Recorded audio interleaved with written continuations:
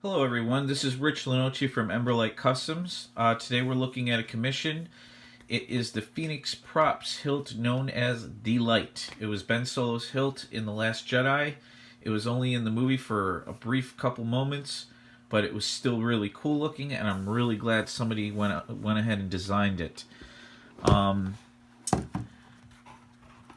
We are going to go over basic functionality and what exactly is in this saber. So I did all the custom work on this hilt. I did the install myself.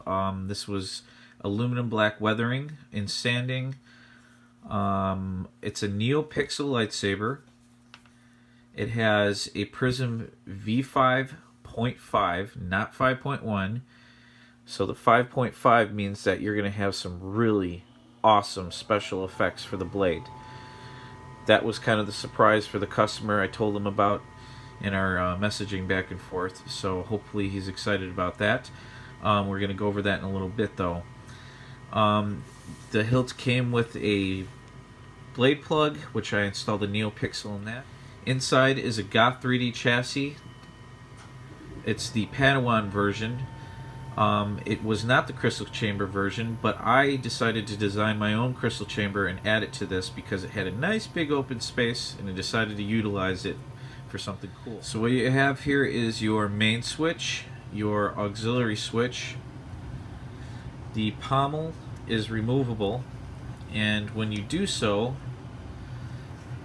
the Goth 3D chassis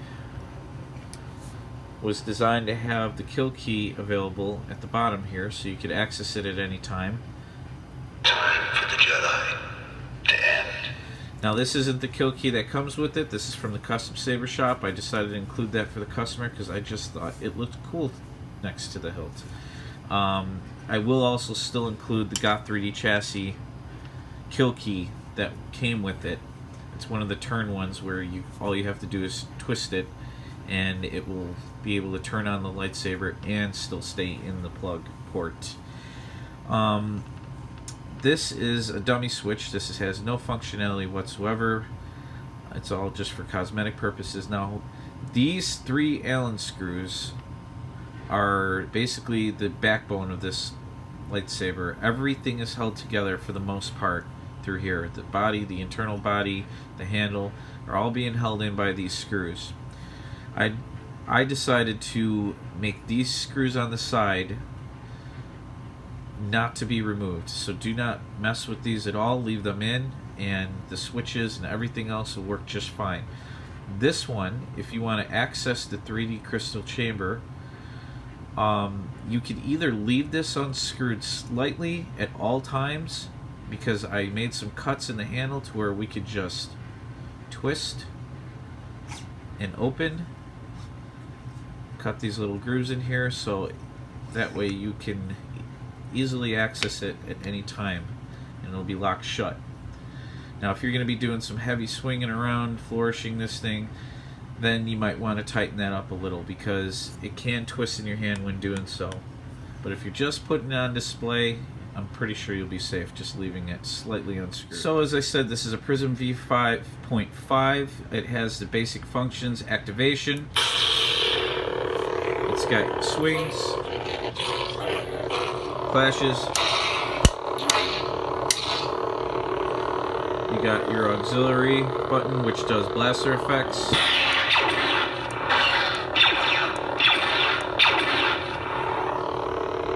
And lock up. There's also a force effect on this thing, which I really stink at activating, so I'll just leave that to the customer so I don't make a fool out of myself. As I said, this is a Neopixel lightsaber, so this blade plug actually is a Neopixel inside that I designed. You have the Neopixel crystal chamber as well, which is pretty cool looking, all lit up. So it's wired in parallel with the blade. So whatever color the blade is and whatever's happening to the blade, the crystal chamber is going to respond the same way. So if you hit the lockup button on the auxiliary, for instance, and respond.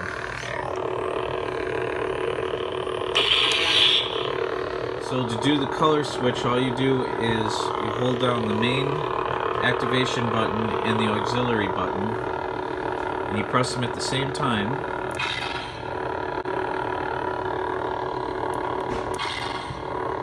And you go up to, you'll start cycling through the color profiles. So when you want to put the blade in, first you obviously have to remove that blade plug. Just take the Allen key that was included in the Phoenix props. Obviously not the one I just used. But yes, unscrew this one to remove the blade plug and the blade. Do not unscrew that one. That is the one that they originally designed. So let's wake her up. Time for the Jedi to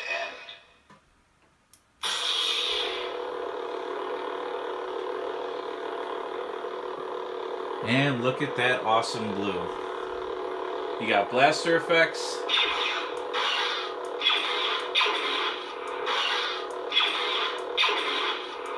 I believe Plector Labs calls it multi-shot.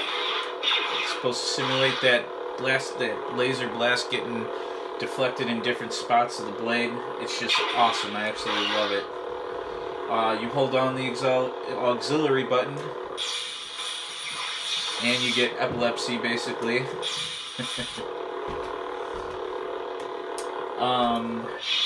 Hold down the main button, and you get the blade retraction. Once again, you hold down the auxiliary button to switch sound fonts. There's up to 6 on this.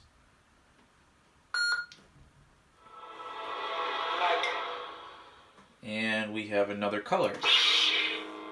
So as I said, you get different colors. You get up to 15 up to 16 actually with the Prizm. I have 15 installed though.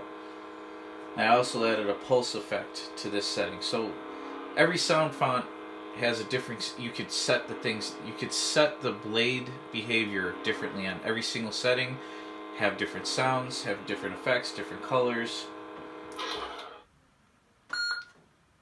I'll show you the dark side. Perfect for Kylo Ren. That's Sound Bank 3, and you'll be able to access the unstable effect in there.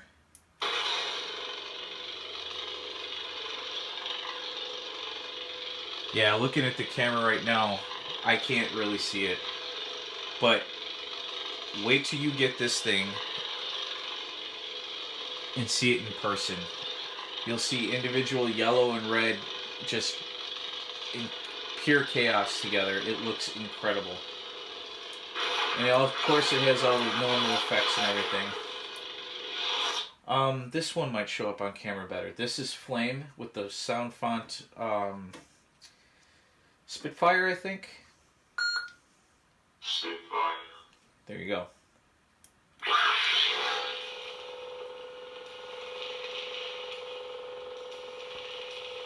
Here, maybe I could get the camera to focus on it better.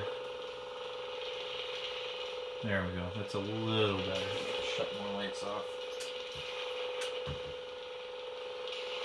So it basically looks like a flame crawling up your blade. It's just incredible to see in person. Then, for last but not least, we have Rain Sizzle. This is the rain effect. This is supposed to simulate raindrops hitting your blade while you're fighting out in the rain. Again, not the easiest thing to see on camera. But if you see it in person, you'll see the little spots of white lighten up. Now these colors are set to respond well to these effects. So for this color font, you got your blue with a white flash, and it looks perfect for this setting. The flame and the unstable, you had red and yellow, which is perfect for a flame color or a Kylo Ren's unstable effect. But here, let's go back to it. I'll show you what I'm talking about. And like I said, there's 6 fonts. I also included Nextdoor on the end of it all. Nextdoor. So Nextdoor I set up to look very a high flicker rate with a lot of depth to it, which looks pretty cool in a darkly lit room. This is the mint color right now. Pink. This is like a crimson. It's like a pinkish red. That's straight up red. Red orange. Orange. Yellow. Or actually this is more of an amber. This is a yellow. Immediately it looks a little green because of the color switching, but after looking at it you will see the yellow. Line 1, line 2, standard green, back to that mint color, light blue, ice blue, regular blue. So as I was saying earlier, if you do the flame effect, you have your red and orange, which looks perfect for it, but it'll also work for other colors setups, like blue and white. It looks awesome. It looks like some sort of icy flame, which makes no sense at all, but it looks cool in person. But yeah, you can play around with all these any way you like. These effects are going to be installed permanently.